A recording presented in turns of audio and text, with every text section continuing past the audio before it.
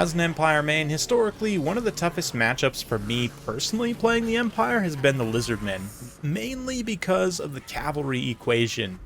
Feral Cold Ones and Cold One Riders especially, even the basic non-anti-large Cold One Riders, just trade so well into Empire cavalry that they can do a lot around that. Like here, this build from Calamities, an absolutely spectacular build, presents a lot of problems. Number one, you've got 4 Cold One Riders plus 4 Feral Cold Ones, yeah, through the center. So the center has some armor piercing, extra punch to back up the skinks, and then you've got the anti-cavalry aspect of these Cold One Riders. At least I thought there were 4. Maybe there's only the 2 on the side.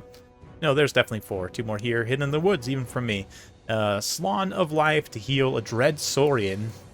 This is almost a 20 stack, and it still has a Dread Saurian just because cheap skink skirmishers, cheap Feral Cold Ones, cheap skink cohort, all as the main kind of body of the force. So can take a lot of units here for not a lot of cost, and they do synergize with each other relatively well.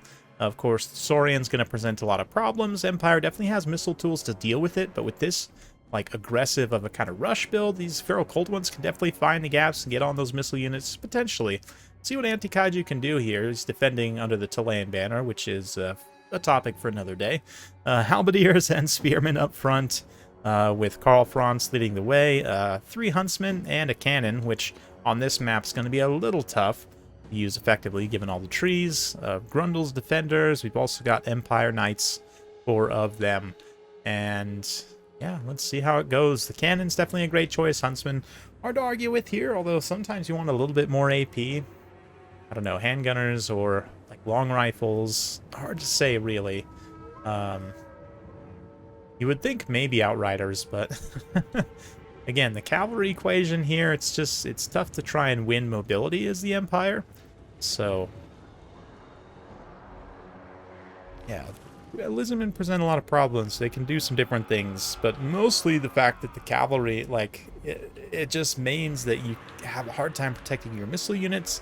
Missile units are key for killing monsters because you really can't compete with the Lizardmen monsters in melee, right? Historically, even like before they had the Dread Saurian, just the Carnosaur at the time was much scarier than it is now. Could be quite good.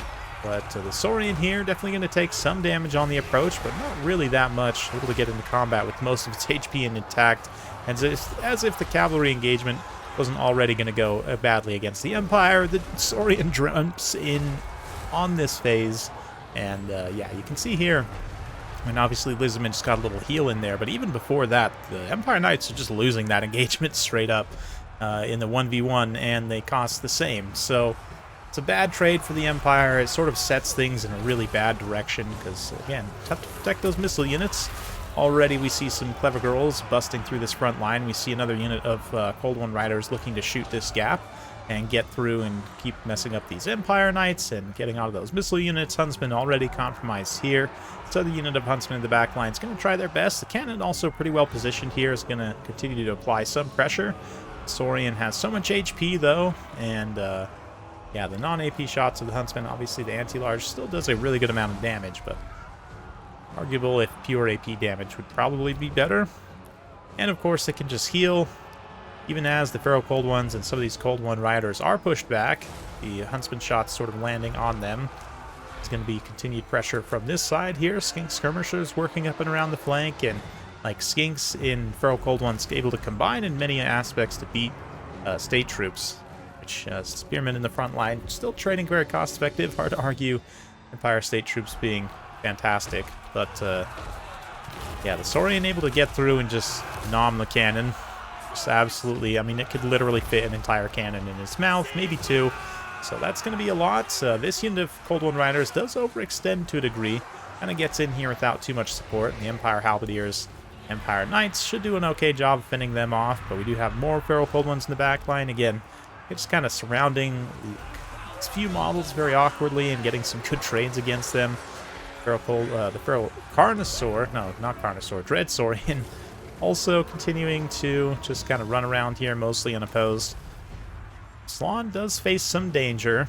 Let's see if the Saurian can turn around. Often has been the bane of the Saurian. It's just, you know, inputting basic commands. But cold-blooded here.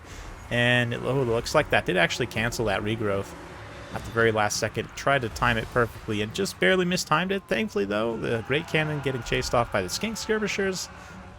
Crew just gets fully shattered there. We do have some Huntsmen still regrouping and trying to fire in a few more shots, but the Saurian, sticking close to the Slon, is able to get some justice on Karl Franz, just smashing him up. And look at this, Skink Skirmishers being used in melee to come in and fight the Huntsmen. I actually really like this, just in the fact that, you know, they have the speed to keep the Huntsmen engaged in melee, and the Huntsmen won't be able to get away and get a clear shot and shoot these high-value units for the Lizardmen. So Karl dropping down to try and continue fighting the Slon, getting some good damage in, but the Saurian's right there. Really nice positioning. As soon as I say that, the Saurian blocks itself from turning around, but eventually gets in the right position to start smacking on Karl again.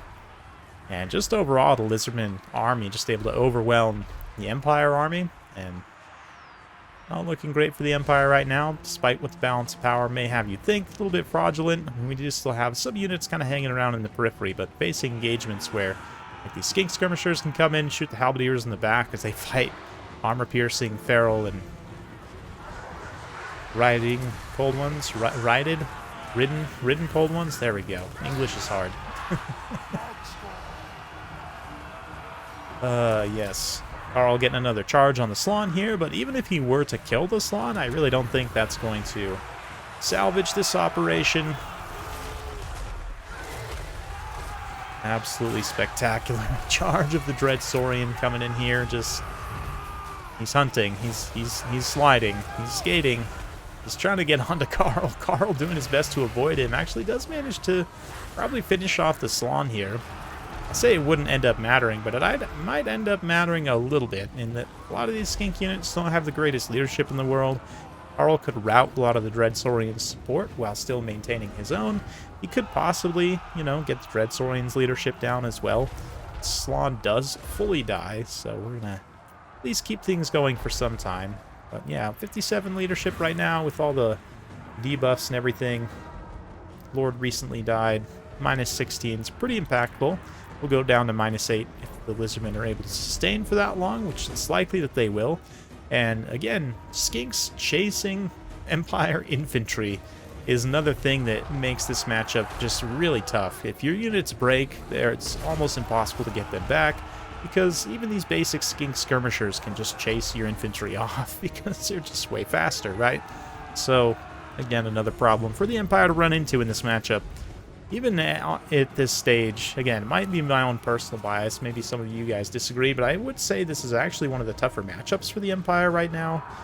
Kind of thinking through things, they have good to even matchups against almost all factions. This is probably one of them that, at least, again, from my perspective, I would have the hardest time with, especially against a player who's very experienced in this matchup and kind of knows the interactions to look for. But, I mean, this is similar to what Falcon has done to me in the past, a few memorable games I've played against him. Although it was not this close. It was definitely not this close. Karl is definitely making this interesting, though, right now. He is managing to come in here and break a lot of these Skink units. Skink Skirmisher is going to be hiding away a little bit, getting some shots in on him. Likewise, the Saurian has been just coming in, breaking, whatever. And, yeah, there's not really a lot. Karl versus the Saurian, I mean, it's going to have to happen at some point, and it's happening now. Don't like Karl's chances, even with the regrowth here, even with all of his buffs and everything else. The Saurian is just so much. So much weapon strength, so much HP. Let's see, maybe I eat my words here. It's possible. RNG, especially with single entity fights, is always a little bit wild, but like that, RNG going against Karl's, he actually does an attack animation into the Cold One Riders, while Saurian is continuing to focus him only.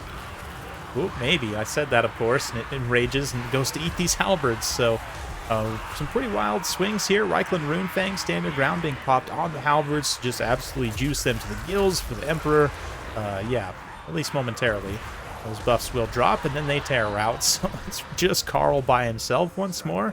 And Saurian once again turning around. And turning all the way around to attack some more halberds.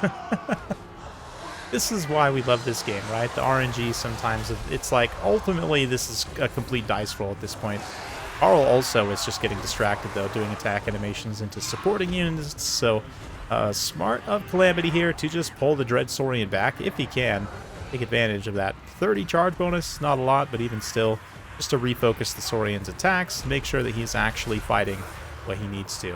But even the percentage HP damage that the Saurian's taken, he still has almost double the raw HP of Carl at this point.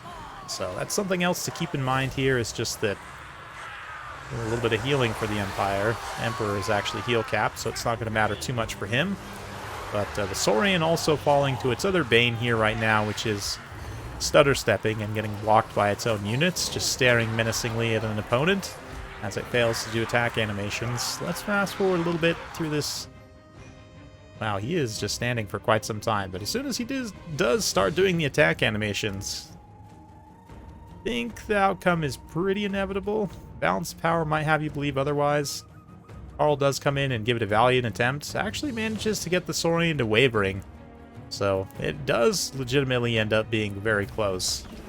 I think if he'd been able to get a little bit more damage into the Saurian over time in that battle, obviously could have clutched out the endgame there. But quite the battle, I have to say. Kaiju played this much better than I have. Certainly in the past. Calamity, though, just absolutely force of nature here. 4,381 damage value, 23,000 damage dealt for the Dread Saurian. Fantastic performance from the biggest, baddest monster in the game.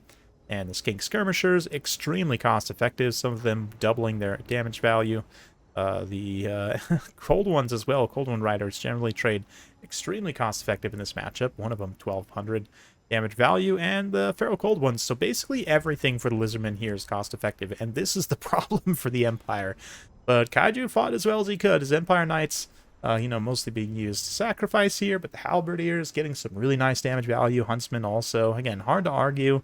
Maybe it's better to have the AP missiles. I don't know. The Huntsmen have a lot of other advantages, though, that make them good picks probably here. Carl, of course, carrying a heavy amount of value as well. 22,000 damage dealt, 3,000 damage value overall as gold. Very good performance from Carl, but ultimately just wasn't quite enough. It's definitely a matchup that you can win as the Empire. I'm not saying it's completely unwinnable, but the Lizardmen just present some pretty serious problems you really have to consider carefully. So hopefully you guys enjoyed that. If you do like this sort of content, be sure to like, subscribe, hit that bell notification. Every time I upload a new video, you'll be notified. Thanks again. We'll see you next time.